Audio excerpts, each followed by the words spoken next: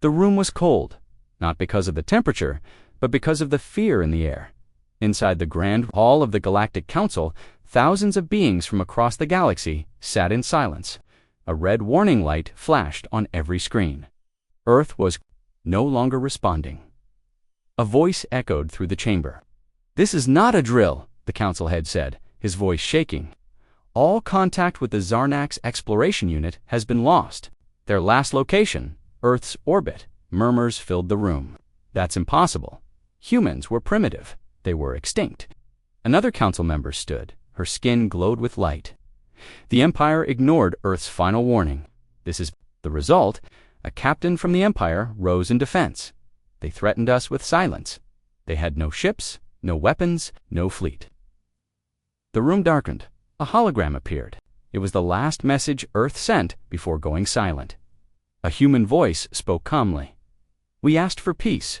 We warned you. This is our final message. Stay away." The screen went black. That was 6 cycles ago. No ship that entered Earth's space had returned. No signal had escaped. The area was now called the Black Ring. The Empire sent drones. All were destroyed. They sent stealth scouts. None came back. One desperate commander sent a full warship. The feed from the ship showed them reaching Earth's orbit. There were no satellites, no signals, just Earth, still silent, and then the video ended. Without sound, without warning, only a static scream, the Council declared Earth a red zone. But not everyone agreed. In a small room inside the Empire's central base, Captain Rollick paced back and forth. "This is fear. That's all it is. The humans are bluffing." His second officer, Cora, shook her head. "No, sir. Something's wrong. We need to listen." Rollick slammed his fist on the console. They were just humans, weak, divided, full of emotion. "But maybe that emotion became something else," Cora whispered. "Something dangerous." Rollick didn't reply. He ordered the ship prepared. They were going to Earth against Council orders. As the starship Draven's Edge powered up, alarms echoed through the hangar. Unauthorized launch detected. Too late, the ship disappeared into warp. On board, Rollick sat in silence. He stared at a small photo of Earth taken years ago. Blue, green, beautiful. Now it was a mystery.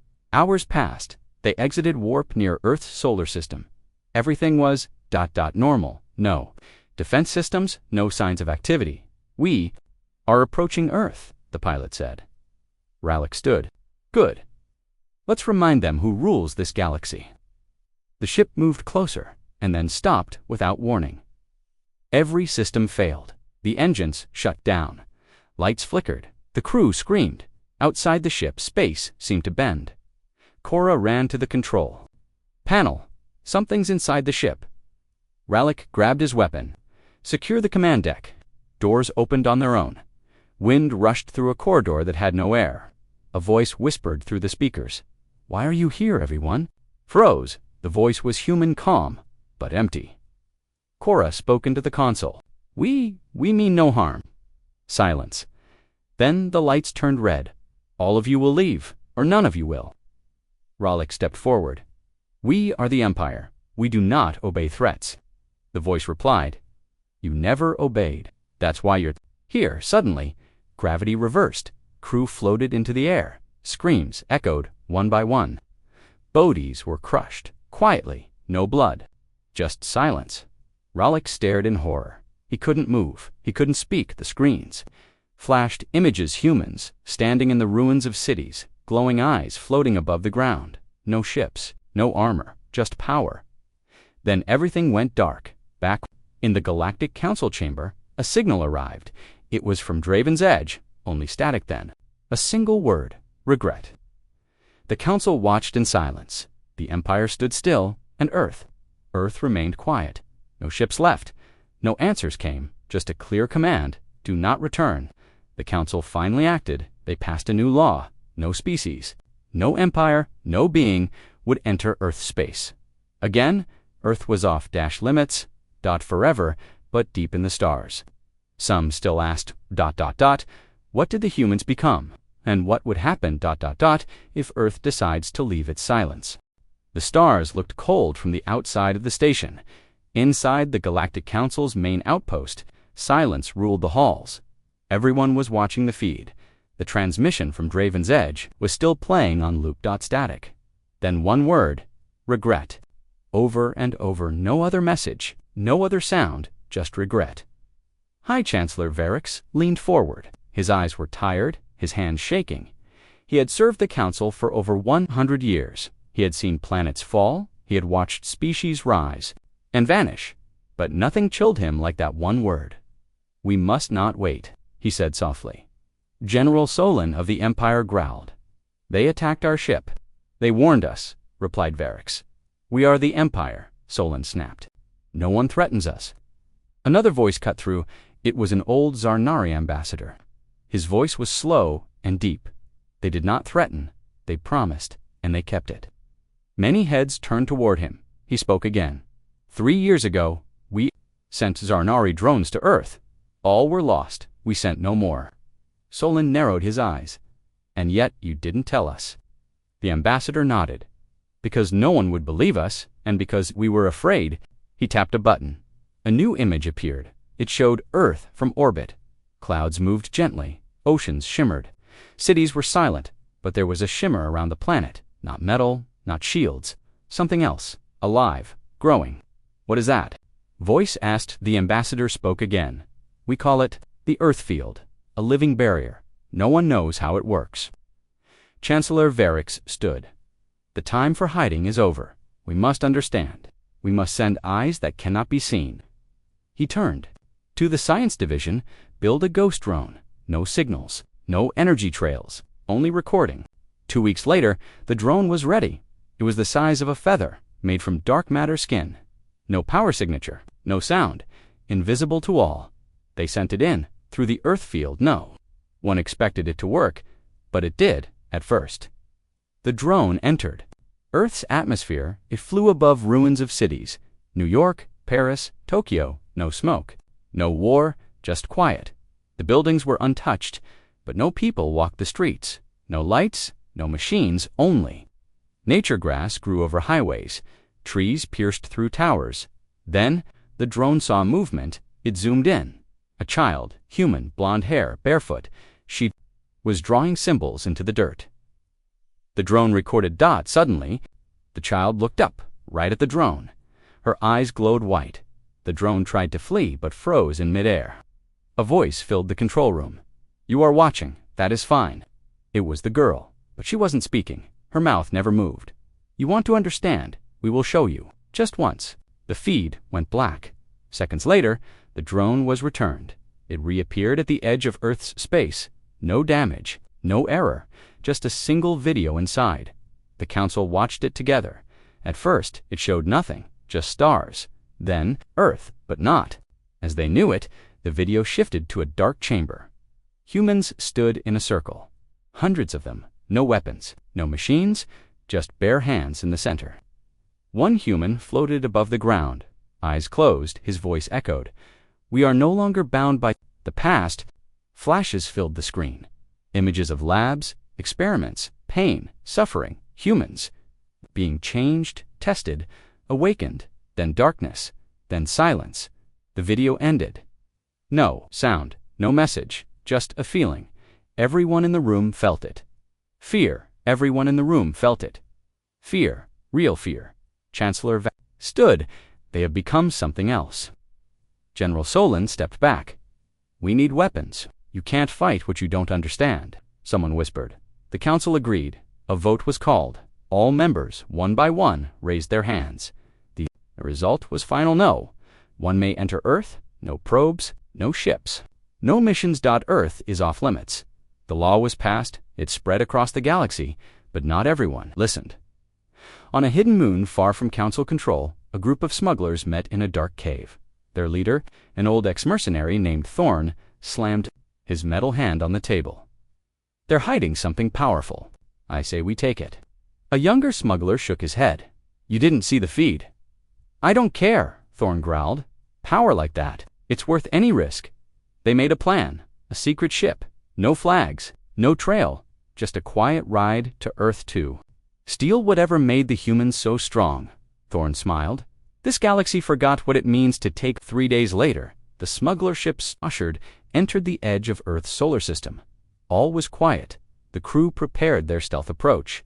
Thorn leaned over the console, ready the landing pods. But then, every light on the ship turned red. Gravity twisted. The stars outside vanished. A voice spoke. "You were told not to come." It was not angry, not loud, just final.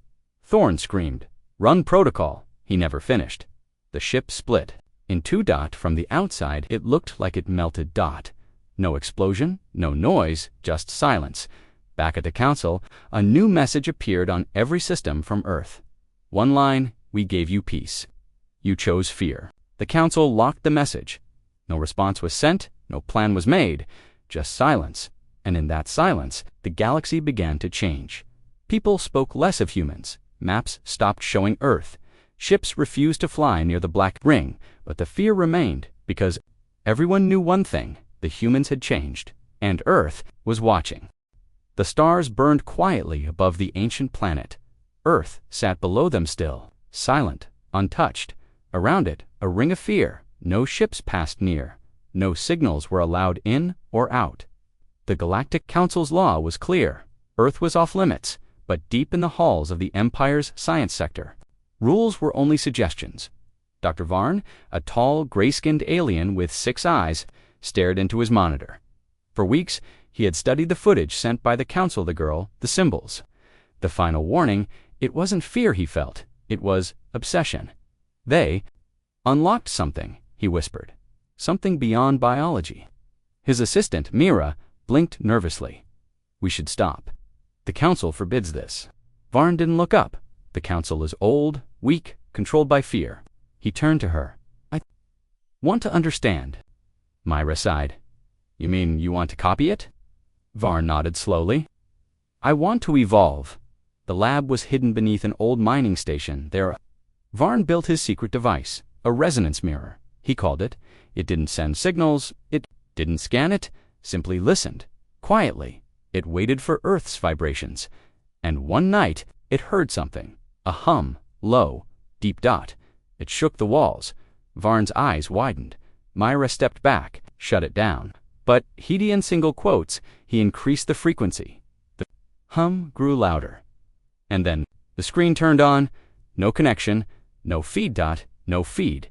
Just an image. A forest on Earth, peaceful green, fog rising.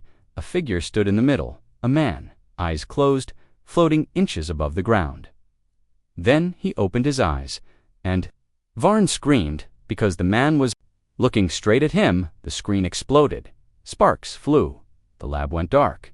Sirens screamed. Varn lay on the floor, shaking blood on his face, but he was smiling. He saw me. Mira pulled him up. "This is madness. We crossed a line." Varn laughed. "They're watching everything. Even us," he pointed at the broken screen. "That man, that was not a projection. That was awareness." Mira grabbed her communicator. "I'm reporting this." Varn grabbed her wrist. "No, we keep going." She pulled away. "You're not studying, you're calling them." Varn's voice lowered. "What if that's the only way to survive what's coming?" That night, Mira ran dot. She uploaded everything to the Council's emergency warning system. She didn't know if it would work, but someone had to know. Someone had to stop him. Back on Earth, in the ruins of old Washington, D.C., the girl with glowing eyes walked across broken marble. She stepped onto a cracked seal what used to be the Capitol. She closed her eyes. Another is listening. Far away, the man from the forest appeared. He stepped through thin air. He said nothing, just nodded. Behind them, others appeared. Men, women, children. All quiet, all glowing. All changed in space. Near the outer edges of the Orion sector, a group of bounty hunters floated in silence. Their ship, the Slasher, was fast and untraceable. Inside, Captain Jex sat sharpening a blade. He looked at his crew. "There's a price on Earth, Data," he said. "Who would buy that?" asked his engineer. Jex smiled darkly.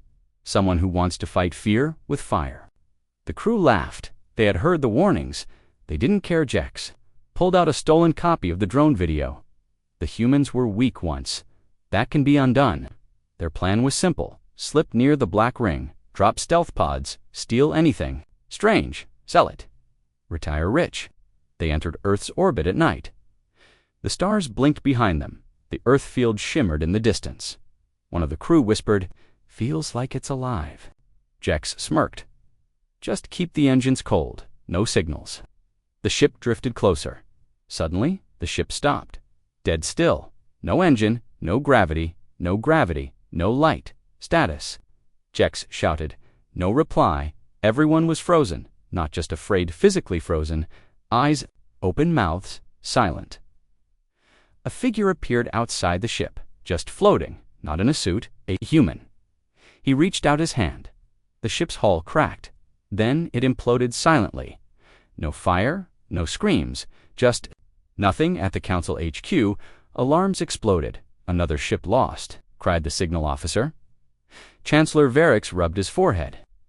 "How many more must vanish?" One of the guards ran in. "We have a leak. Someone built an Earth monitor, unauthorized." Varix's eyes snapped open. "Where?" "Empire Science Division." A scientist named Varn Varix stood. "Prepare a task unit." "I'm going there myself."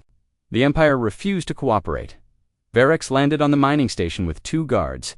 He found Varn standing in front of the broken mirror device. "You should not be here," Varn said. Varix stepped forward. "You opened a door we swore to keep shut." Varn laughed. "You think that door was ever closed?" He pointed at the dark screen. "They see everything now." Varix raised his voice. "Shut it down. All of it." Varn didn't move. "Do you want to know the truth?" Varix didn't answer. Varn stepped closer. "They didn't become monsters. They became what we fear most. Powerful. No, free." Varix froze. Varn smiled wider. "They're not bound by rules, not by time, not even death." Then the screen flickered. A face appeared. "The girl?" She looked at Varix. "You were trying to contain what was meant to grow." Varix whispered, "What are you?" The girl answered without speaking. Then the room filled with light, pain, memories, visions of Earth's darkest years. Experiments, war, collapse, and then transformation.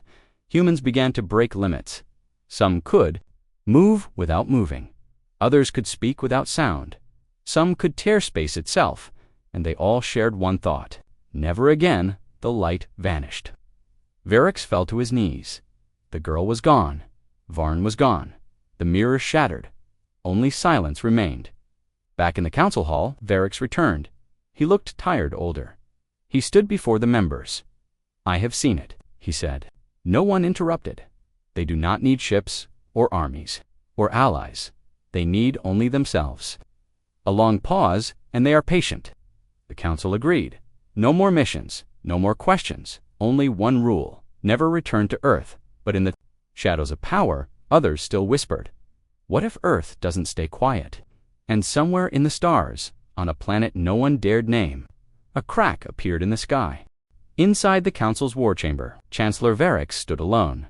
He stared at the hologram of the crack. It hovered above the table, pulsing blue light, pure and cold. Council officers filed into the room, silent and tense. A report was handed to Varix. He read it slowly. Then he looked up. "It's not a weapon," he said, "but it is a message." Someone asked, "From who?" He replied, "Not who, what." They all understood. From Earth. Admiral Loren, commander of the Outer Fleet, slammed his fist on the table. "We warned them. Earth was supposed to stay silent." Varix nodded. "They did, until now." "What does it mean?" someone asked. Varix looked around the room. "Maybe they want us to know they're awake." A low whisper ran through the chamber. "Why, Elro?" A voice asked. No one answered. On Elrose, chaos ruled. People ran from buildings. Worshippers fell to their knees. They didn't understand what the sky meant, but they felt it. A presence, watching, a voice. Inside their minds. Calm, soft, ancient. "You are not the enemy." That was all it said. And then the crack vanished. Just gone, as if it had never been there. But the fear remained, because the galaxy knew. Earth was no longer waiting. It was watching, and it could reach them without leaving. Home. In a dark cell beneath a hidden research outpost, Myra sat alone. She had been arrested after exposing Varn's illegal Earth studies. The Empire called her a traitor, but she didn't regret it. She had seen the truth. She had felt the human's mind inside hers, and she knew they were changing faster than anyone expected. She sat in silence. Then the lights flickered. A strange chill ran through the room, and then a voice inside her mind. "You warned them." She stood up. "Who are you?" the voice answered. "We are not your enemy." Mira's heart pounded. "You're from Earth." Silence. Then the wall in front of her glowed. Symbols appeared, floating. Mix of math, music, memory. She stared. They burned into her mind like fire and water. When the light faded, the door opened. No guards, no alarms, just freedom and a whisper. "Come home." On Earth, the wind moved through broken towers. The air was clean. Clean. No machines, no pollution. Nature had taken back everything. But beneath the ground, far below the ruins, there was light, a deep humming light. The humans had not died. They had not hidden. They had evolved in a great underground chamber. Thousands stood in silence. Their eyes glowed, their skin shimmered, but their hearts were human. The girl who once spoke through the drone stood in the center. She turned slowly. "We are not alone." Others opened their eyes. Images filled the room. Visions from across the stars. ELROS. Mira, council meetings. Ships being built in secret. And behind it all, fear. Fear of Earth, fear of humans, fear of what they had become. "We did not ask for this," the girl said. A tall man stepped forward. "But now it is ours." They were quiet. Then the man spoke again. "Let the galaxy feel not our power." He raised a hand. "But our choice." On a council ship orbiting the neutral zone, Admiral Lawrence stared out the window. The stars flickered strangely. His officers worked quietly. Then a beep. "Sir, something's happening." "What is it?" "We're receiving a transmission." Lauren's eyes narrowed. "From who?" The officer turned pale. "From Earth." Lawrence stepped forward. "Put it on." The screen turned black, then a white. Light. Then words. No sound, just text. "We are awake. We remember. We forgive. But we never forget." Then the screen went dark. No signal, no trace, just silence. Lawrence sat down slowly. "They're speaking now, and we have no idea what they want." Back in the council's core library, the oldest being in the galaxy read an ancient scroll. His skin was stone. His eyes were fire. He spoke slowly to the scribe beside him. "The humans have passed the test." The scribe asked, "What test?" The old being looked up. "The test all great species face. To suffer, to break, to rise again." And then he closed the scroll. To choose who they wish to become. In the shadows of power, in rooms without names, weapons were being built. Some believed Earth must be destroyed. Others said Earth must be studied. A few said Earth must be worshipped. And still, no one dared to approach. Ships rerouted, charts erased. Earth's location. Maps labeled the system only as Zone 0, but far away. On a forgotten moon near a black star, a strange figure awoke. His eyes glowed like suns. His voice was silent, but strong. He had once been human. Now he was more. He looked to the stars. He could feel them watching. The ones who had once laughed at Earth, they were afraid now, and they should be, because Earth was no longer a place. It was becoming an idea, a force, a warning. He raised his hand. The stars above shifted. A fleet appeared behind him, not made of ships, made of thought, of memory, of power. They weren't coming for war. Not yet. They were coming to remind the galaxy of what it tried to bury. That humans never forgot. Aboard the Imperial warship Shadowfang, deep in the uncharted Sorn Belt, Commander Irel sat staring at a cracked display. The signal had been faint, nearly missed by scanners, but it was real. Another Earth origin pulse, unlike anything else in the galaxy. No energy source matched it. No language, yet it carried emotion. Fear, memory, warning. "Are you sure it came from Zone 0? Irel asked sharply. The technician nodded. "Yes, Commander. It passed through 6 sectors before fading. Not a message, more like a presence." Irel turned her chair slowly. "Get the ship moving, quietly. We'll follow it." The crew hesitated. Everyone had heard the law. Earth was off limits, but curiosity had killed stronger commanders beforehand. Irel was not afraid, at least, not yet. The Shadowfang glided between shattered asteroids and dying stars. It was a quiet sector, mostly forgotten, which made it perfect for secrets. After 2 days of silent flight, the signal grew stronger. Not in volume, but in weight. Crew members began complaining of strange dreams. Some spoke of hearing voices in the walls. Others refused to sleep at all. One man-in engineer was found staring at a blank wall, whispering, "They're not gods. They're just angry." Irel recorded everything. She didn't report it to the Empire. She wanted proof first. Finally, the ship reached the edge of the signal's path. A dark moon floated nearby, orbiting a small, dying star. No signs of life, no known records. Yet the signal was strongest here. "Send in a drone," Irel ordered. The drone flew toward the moon, scanning surface materials. Then it disappeared. No explosion, no interference, just gone. "Send another," she said. The second vanished. Her first officer spoke up. "We should turn back." Irel shook her head. "Prepare the landing team." They descended in a small shuttle. The moon's surface was dry and cracked, covered in black dust and strange glass-like shards. There were no signs of structures or technology, but beneath the surface they found something. A door, round, smooth, and made of no known material. It hummed softly, like it was alive. Irel approached it with her hand scanner. No heat, no power, no mechanisms. Still, the door opened. Inside was a tunnel, deep and wide. Smooth walls stretched ahead in perfect symmetry. The team moved cautiously. Every step echoed like thunder. After 20 minutes of silence, they reached a chamber. At its center floated a black cube. No wires, no base.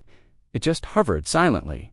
On its surface were glowing symbols, familiar yet unreadable. One soldier stepped closer. His helmet camera caught everything. As he touched the cube, it lit up.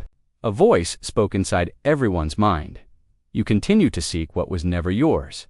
Everyone froze. Irel grabbed her communicator. "Record everything. Don't touch anything else." The voice spoke again. "Curiosity is the seed of regret." Suddenly, the soldier collapsed. No wounds, no sound, just stillness. His vitals flatlined. His eyes turned completely white. Another soldier screamed, "He's dead," but the cube pulsed again. "No, he has seen." Irel pulled everyone back. Evac now. As they ran, the tunnel changed. It stretched longer. The door disappeared. They were lost. The voice returned. "You did not listen. You never do." "We didn't come to fight," Irel whispered. "Then why did you bring weapons?" She looked down. Her blaster was shaking in her hand. The walls began glowing dot images, formed humans inside dark labs, screaming dot alien scientists standing over them. Torture, testing, mutation. "Your empires taught us pain," the voice said. "We learned quickly that images shifted humans, lifting massive stones with bare hands, walking through fire, floating above ruined cities, then a scene of silence. Earth, reborn.green.com, watching the walls stopped glowing, the door reappeared. "You may leave," the voice said, "but do not return." Irel grabbed the fallen soldier's body and ran with the rest of her team. They reached the surface. The shuttle was waiting, power flickering. They flew back in silence. When they returned to the Shadowfang, something was different. The ship was dark. Not powered down, but dark in mood. The crew had gathered in silence. Irel stepped forward. "What happened?" Her second officer spoke quietly. "Commander, we received a message from Who." He pointed to the main screen. It blinked once and showed a simple sentence. "You opened the gate." No sender, no encryption, no location, just truth. Then, another message appeared. "Now they will come." Panic spread through the ship. Some crew members refused orders. One officer locked himself in the engine room, saying he heard voices laughing from the stars. Irel tried to stabilize control. She failed. The ship returned to base in chaos. When the Empire demanded answers, she lied, said it was a false signal, said it was sensor failure, but deep down, she knew something had been awakened, and Earth was no longer sleeping. Back at Council headquarters, another emergency meeting was called. The old scrolls were opened. Forbidden texts read aloud. Ancient stories once thought to be myths spoke of a species that would one day suffer more than any other. and rise beyond the stars, a species that would not just evolve, but transcend, a species with one rule: never again be ruled. All fingers now pointed to Earth. Chancellor Variks stood slowly. We said Earth was off limits. We passed the law. Young ambassador replied, the law cannot contain what's already outside it. What do you suggest? Prepare the galaxy. Earth is no longer alone. In a quiet mountain range on Earth, a small group of humans meditated. They wore no armor, no uniforms, only silence. One opened his eyes. She touched the cube. Another nodded. Double quotes. Now they know what we carry. A third whispered, they'll try to stop it. The first smiled calmly. They always do. He stood. Then we'll show them why Earth is off limits, and above them, hidden in the clouds, something began to stir, massive, ancient, and not built by machines. It wasn't a weapon, it was Earth's answer to everything. The sky above Earth shimmered unnaturally, though no satellites captured it. He touched the ground gently. They've touched the core, he whispered. Them, a deep hum vibrated in the wind. The Earth was responding. Aboard the capital ship Indomitus Rex, hovering in high orbit above the galactic core, the Council convened under crimson emergency lights. Holograms of dozens of species flickered into view, cold, angry, uncertain. Chancellor Variks raised his voice over the clamor. We warned them Earth was to remain untouched, yet Commander Arel opened the gate. You hid the truth. A thick-voiced general from the Krogan systems growled. You knew what Earth was capable of. We had to contain the damage, Variks snapped. If we had told the truth, the entire galaxy would have gone mad. They'll go mad now, said a serpentine ambassador from the Draenari belt. Have you seen the readings? Something is waking under Earth's surface, around the moon, even inside Jupiter's storms. What are they? No one had a clear answer. The footage from the Shadowfang had leaked. Whispers of Earth's revenge spread like wildfire across systems. In slums, humans were worshipped. In military stations, they were feared. The Empire tried to deny it all, but the change had already begun. Back aboard the Shadowfang, sat in isolation. Her crew had been grounded. She wasn't arrested, but her movements were watched. Files, but something more. Forests breathing. Mountains watching. And always, the voice. They buried our bodies, not our will. One night, she awoke drenched in sweat. On her mirror, a message was burned in black ash. You will carry our warning. She didn't scream, she didn't run, she just stared. A knock came at her door. The guard entered. Commander Irel, the Council requests your presence. Now she was flown to a secure Council station near Polaris. For others, she stood. Variks didn't waste time. What did you bring back? I don't know, she replied calmly. But it's not a weapon. Then what is it? Asked another counselor. Irel looked up, her eyes darker than before. A mirror. They fell silent. We don't know what they are, she continued, but they remember everything, every pain, every lie, every experiment. Earth was not weak, it was patient.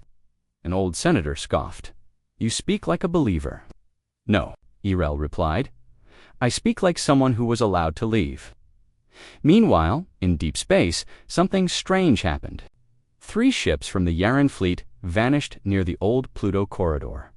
No distress calls, no explosions, just gone. Surveillance drones later picked up a rift Atir in space, pulsing with blue fire.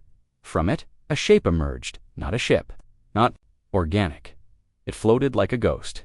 Its surface was covered in carvings, ancient human alphabets, mathematical symbols, and blood-stained runes. It drifted past the moons of Neptune, heading toward Mars. On Mars base Theta, alarms screamed, Admiral. Sonrik stared at the image on screen. Is it alive? He asked. No life signs, replied the technician. Then how is it moving?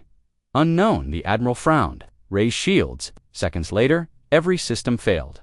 Lights died, gravity failed, communications went black, and in the silence, a voice filled every mind on Mars.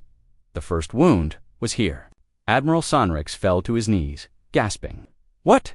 What do you want? Not want, remind.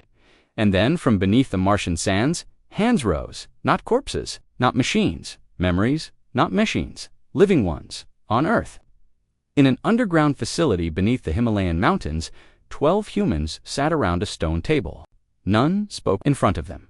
Ancient crystals glowed with knowledge pulled from the core. An old woman across the table replied, "They won't accept peace." The child's eyes turned golden.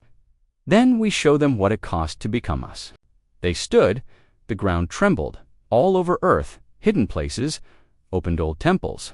Of ships surrounded Earth's orbit, the law was broken, the fear was stronger. "Admiral, we demand Earth surrender all anomalous entities and technology." Earth did not reply. Instead, every ship's screen flickered once. A human face appeared, male eyes closed, skin pale, no expression. Then it spoke, "You only understand strength. Through pain, we will now teach you memory." And one by one, the fleets began to fail. No weapons were fired. No enemy appeared. Ships lost power. Officers screamed as past memories flooded their minds. Every lie they told, every betrayal, every torture committed in the name of conquest. Some went mad, others dropped dead, and one by one, the fleets turned around. Not by choice, by shame, Irel watched from a safe distance. She was not on any ship. She was in a pod alone, in deep space. Watching Earth with wide eyes, she didn't cry, she didn't pray. She simply whispered, "We were wrong." Back in the council chambers, panic erupted. Varix slammed his fist on the table. "They've crippled our fleets without firing a shot." "This is impossible, no," whispered the Drenari ambassador. "This is human. Pain," and it remembered everything. Above the trembling Earth, the sky lit up with storms that had no source. Red lightning cracked across space. The stars seemed to dim. Across the Empire, entire systems went silent. Not because of weapons, but because people refused to speak. Fear had taken their tongues. And on the council station near Polaris, Commander Irel stood before a quiet, broken assembly. "This is not a war," she said slowly, looking at each representative in the dim room. "This is judgment." Chancellor Varix leaned forward, face pale. "You still believe Earth is doing this deliberately?" "No," she replied. "That's the terrifying part. I believe it's only reacting." On the ruined surface of Mars Base Theta, Admiral Sonrix stumbled through twisted metal and sand. He clutched his side, bleeding, ears still ringing from the last pulse. But what haunted him most was the silence. No alarms, no screams, just memories, the ones the voice had forced him to relive. Every order he gave, every prisoner tortured. Every lie buried under protocol. He found a small communication pod buried under rubble. It flickered. He pressed the button. "To all council ships, do not engage Earth. I repeat, do not." The pod burned up in his hands. Back in deep space, a strange anomaly formed near the Kepler drift. It looked like a storm of glass and sound. A lone freighter, the Ether, Claw, drifted too close. The crew never screamed. They vanished, leaving behind a message carved on the hull in scorched metal. "You broke the promise." The council called for an emergency gathering, every species, every major voice in the known galaxy. The chamber was darker than usual. Fear had sucked the light from the room.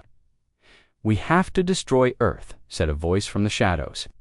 "Use antimatter planet-cracking weapons?" "No," said another voice, firm and sharp. It was Irel. "You've tried force for centuries. That's what got us here. You treated humans like test subjects. Then you erased them from history. Now their memory is erasing you." Varix slammed a fist on the table. "Then what do you propose, Commander?" "We bow to ghosts." "We bow to truth," Irel said quietly. "It's the only thing they respect." On Earth, the ancient beings began to walk. They weren't human not anymore, but they were shaped by human suffering. Some had faces that split like paper. Others shimmered like memory itself. One of them, a tall figure wrapped in shadow and song, walked into a crater left by an ancient bomb. Children watched it. Animals didn't run. It raised its hand to the sky. "We are the echo," it said. "We do not seek to conquer, we seek to remind." Across the galaxy, every screen turned on. Every speaker activated, and the same voice filled the air. "We are Earth. You forgot us. You buried us. We became the roots. Now you will feel what it means to remember." Ships in orbit began to shut down. AI went silent. Gravity fields collapsed. and across every colony, people began dreaming the same dream Earth's pain. The bombing of cities, the genetic experiments, the children sold for data, the betrayal of peace treaties, and worse, the laughter of those who thought humans would never rise again.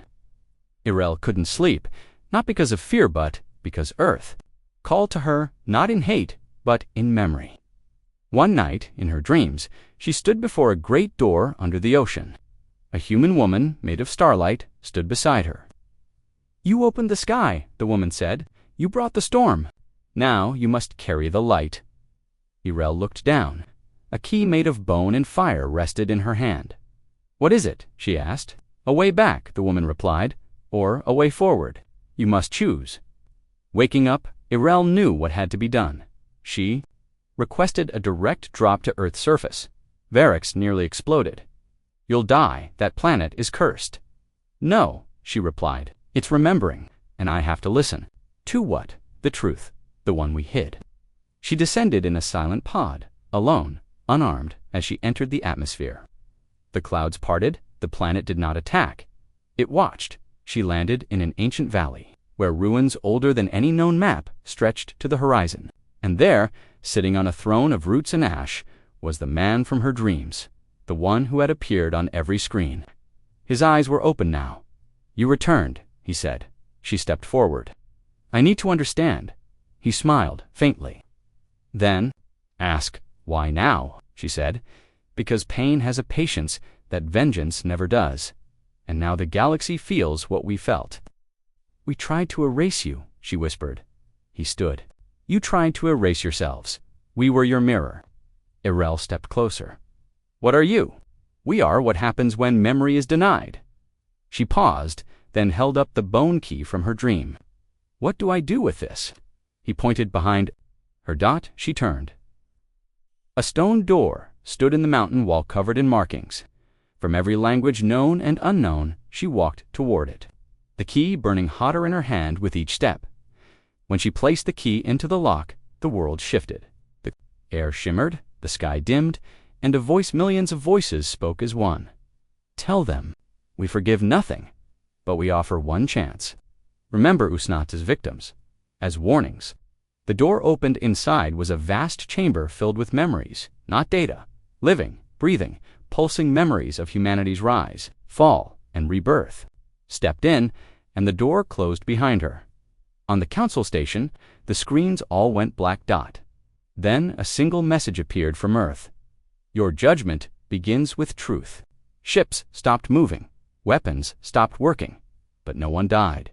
Not yet. The galaxy had one task: listen, and slowly, with painful honesty, they began to hear the stories they once tried to bury, the pain, the genocide, the experiments, and the strength. It took for humans to endure it all. Earth did not rise with armies. It rose with memory, and it was more powerful than any weapon. The stars above Earth looked quieter now, as if they, too, were listening. Across the galaxy, the storm had not ended, but it had paused. Ships were still frozen. AI remained offline, but no more systems collapsed. It was like Earth was waiting, watching, testing the galaxy's reaction. Commander Irel stood at the center of the memory chamber, the great hall beneath the stone door. She was surrounded by living memories, echoes of humans long dead, their stories playing like songs in the air. "I remember now," she whispered. A child's laughter mixed with the sound of bombs. A mother screamed under red skies. A soldier knelt beside a broken flag. And all of them looked at her. The man of memory, the one who ruled the throne of roots and ash, stood near. "It hurts, doesn't it?" he said softly. Knowing what was done, Irel didn't answer. She just nodded. "Then you are ready," he said. "Ready for what?" she asked. "To speak to who?" "To the galaxy." The chamber began to rise, lifting her toward the surface, toward a point of light that pulsed with every truth she had witnessed, and across every planet, station, moon, and satellite. Screens flickered to life. Irel's face appeared, but her voice was not a message of threat. It was a confession. "We lied," she said. "We called them monsters, rebels, ghosts, but they were survivors, and we were the monsters. We took their children. We experimented on their minds. We erased their name from history." And now, history has come back. Silence fell over every listening system. They are not attacking us, she continued. They are forcing us to remember, and if we do not, we will forget ourselves next. Then the feed went black dot in the council chamber. Chaos exploded. She's compromised, shouted Ver. She's being controlled. No, whispered one of the ambassadors, a quiet species from the rim worlds. Maybe it's us who've been controlled all along. Back on Earth, something changed. The storms began to slow.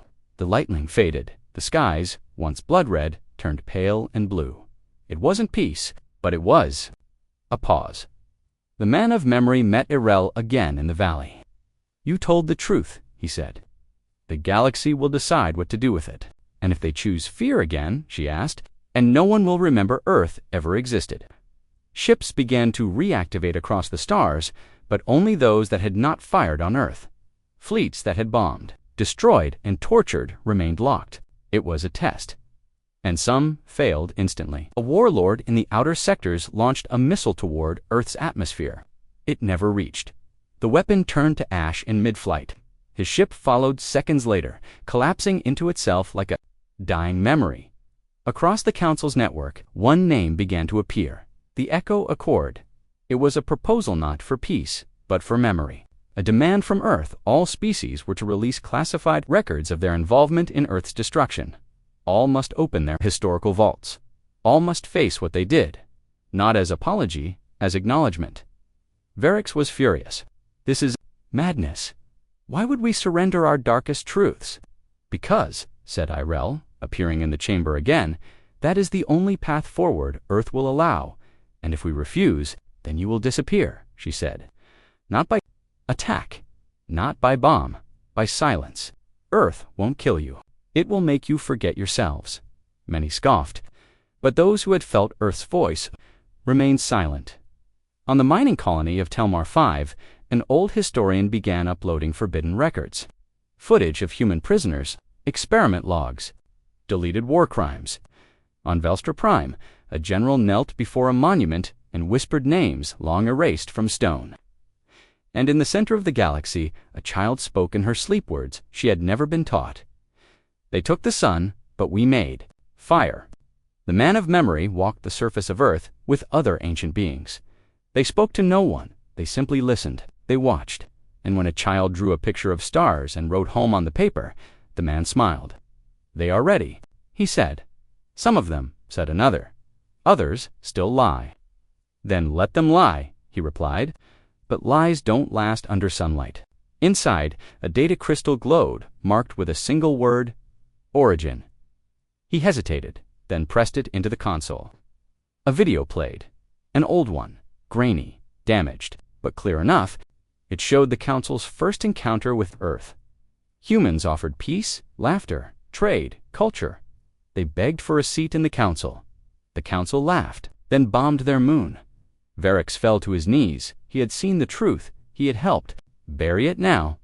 It refused to stay buried. Outside the vault, screens activated. The video leaked. All systems played it. Billions. Watched. The lie was broken. Earth didn't need warships. It had truth, and truth spread faster than light. Irel walked the Earth now, with no guards, no armor. The planet had accepted her, not as a savior, not as a hero, as a witness. She stopped at a crater filled with flowers that glowed with memory. What now? She asked the wind. The answer came in a child's voice. Now, you. Listen forever. Across the galaxy, whispers became voices. Voices became stories, stories became law. The Echo Accord. Passed reluctantly, painfully, but it passed.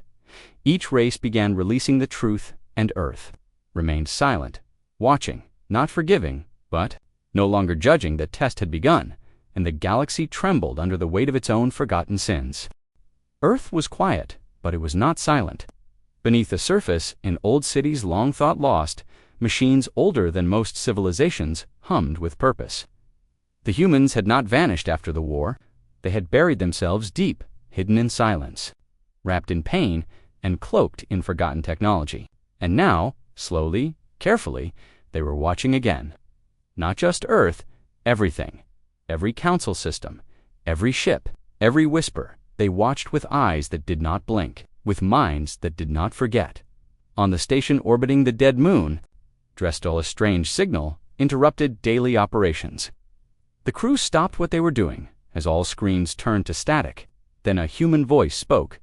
Calm, clear. The truth is a seed. You can crush it, burn it, bury it, but it always grows back. The signal vanished, and the station lost power. For 27 minutes, they floated in silence, not dead, just paused, waiting. Then power returned. Nothing was taken, nothing was broken, but the message was clear. Earth. Remembers. Back on Earth, Irel sat in an open field where bones used to lie. Now flowers bloomed, but beneath them, memory still slept. The man of memory stood nearby. They're trying, she said. Yes, he answered. Some lie, some confess, but most are afraid. Of us? No, of themselves.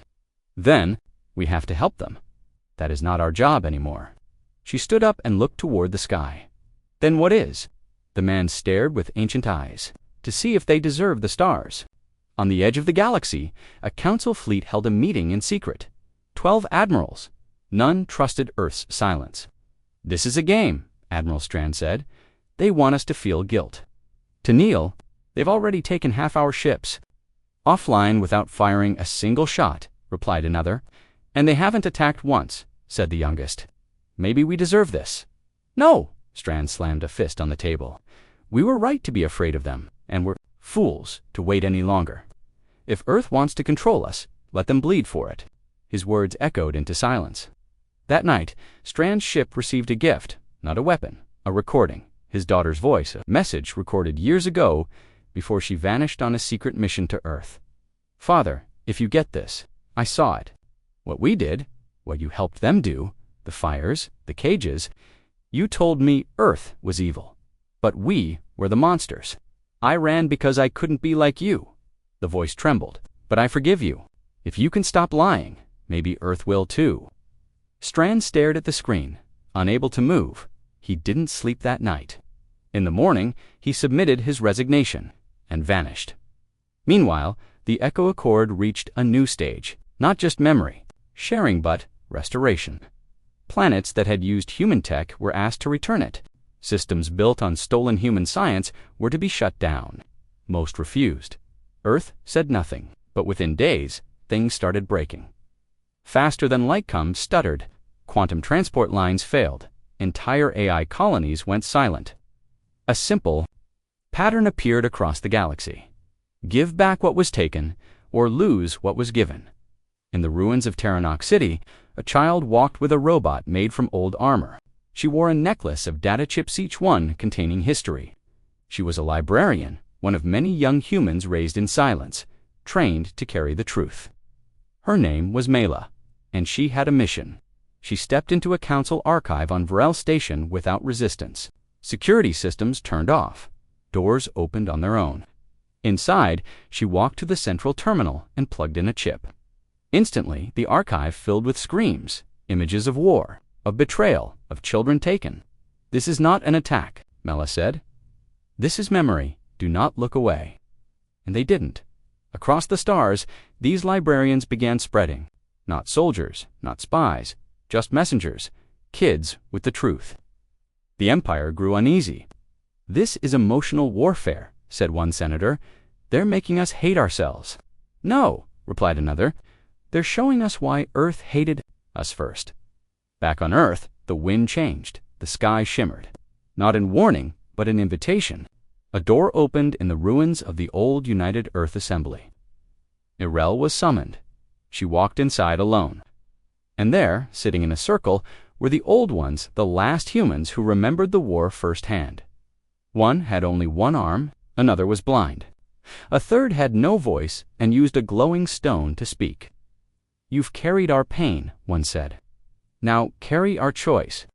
They gave her a new mission to offer the galaxy one final path. Not forgiveness, not alliance, but trial. Let them come, said the silent one through the stone. One leader from each race. No guards, no weapons. They will walk where we bled, see what we hid, and then they may speak. If they still wish to, the message was sent. One by one, the leaders accepted. Some with hope, some with fear, some with hatred. All were warned. Once they set foot on Earth, they could not lie. The land itself would reject falsehood. If they spoke untruth, the ground would shake. The sky would burn. Their minds would break. This was no threat. It was a test. And Earth does not cheat. The first to arrive was Queen Valara of the Centauri swarm. She stepped onto Earth in silence. Birds watched her. Trees bent slightly as if listening. She walked. The fields of silence where 1,000,000 children had once been buried. And she cried, "We never knew," she whispered, "but we should have." The wind wrapped around her gently. Earth accepted her. Next came Drellin Prime, leader of the Threx military corps. He arrived angry, refused to kneel, walked the path of memory with fire in his heart. But when the ghosts of war rose before him, showing the experiments he ordered, he fell to his knees, screaming. His voice cracked, and he did not rise again. Earth buried him where he collapsed, quietly, no anger, just truth. One by one, they came. One by one, they were tested, not by humans, by the planet, by the memory. Irel stood beside the final Markaran empty stone, waiting for who? Asked Mela. For the one who still lies, Irel answered. In the darkness beyond the stars, a figure stirred, a shadow from before Earth fell, the architect of the First War, and he was coming home. The last ship arrived above Earth without a name. It had no flag, no signal, and no identity in the records. But Earth knew. The planet itself shivered when it entered orbit. The skies grew dark over the ruins of the old capital. Clouds gathered. Without wind, oceans stilled. Mountains whispered warnings through deep vibrations underground. Irel stood alone at the gateway of the place where all council leaders had entered for judgment. This one was different. She felt it. "He's here," the man of memory said, appearing at her side. "I thought he was dead," Irel replied. "He is," the man said. "But memory keeps the dead alive." The figure stepped off the ship. Tall, silent, no weapons, no fear. His face was unchanged since the war, a cold face that never blinked. His name was Varn, once a high executor in the council, the one who ordered the final storm against Earth, the one who approved the harvest protocol, the one who turned the stars against humanity. He had vanished just before Earth fell. Many believed he was executed in secret, but he lived, and now he had returned. Irel stepped forward. "You are not welcome here." "I never was," Varn said calmly, "but I have come to answer." "Answer to who?" she asked. "To Earth, to you." "No," he said. "To myself." He walked without permission, crossing the threshold into Earth's trial grounds. The moment his feet touched the soil, the ground cracked. Winds howled. Flames burst from the Earth but did not burn him. Thunder rolled, the planet screamed. But Varn did not stop. "You cannot lie here," Irel warned. "I do not intend to," he replied. He walked through the field of bones, where children once hid under metal shells. He walked through the echo caverns, where the voices of the lost played on endless loops. He passed the memory tree, grown from the DNA of the first human scientist executed by the council. With every step, the land twisted, the ground tried to reject him. But still, he walked.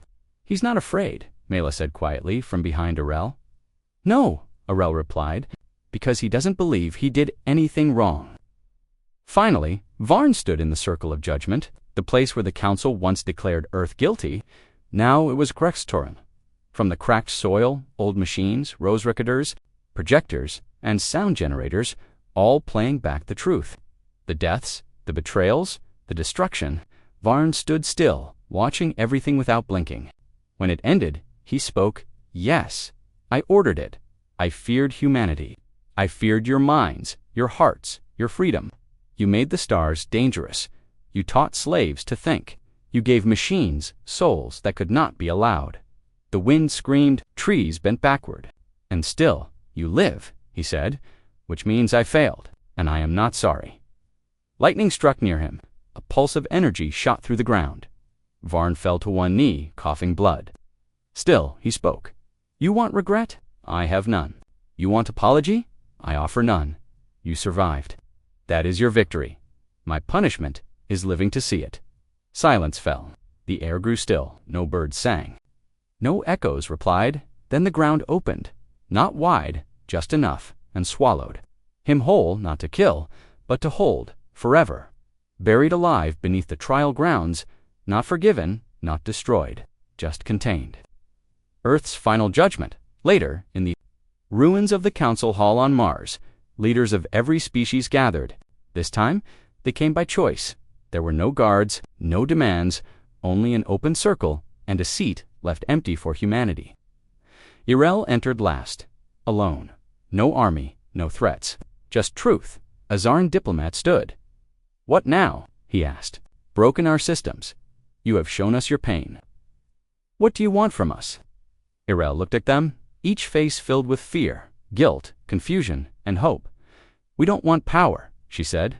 "We don't want revenge. We want memory. We want truth to live, so this never happens again." A silence followed. Then the Threx ambassador stood. "Then let Earth lead the memory accord.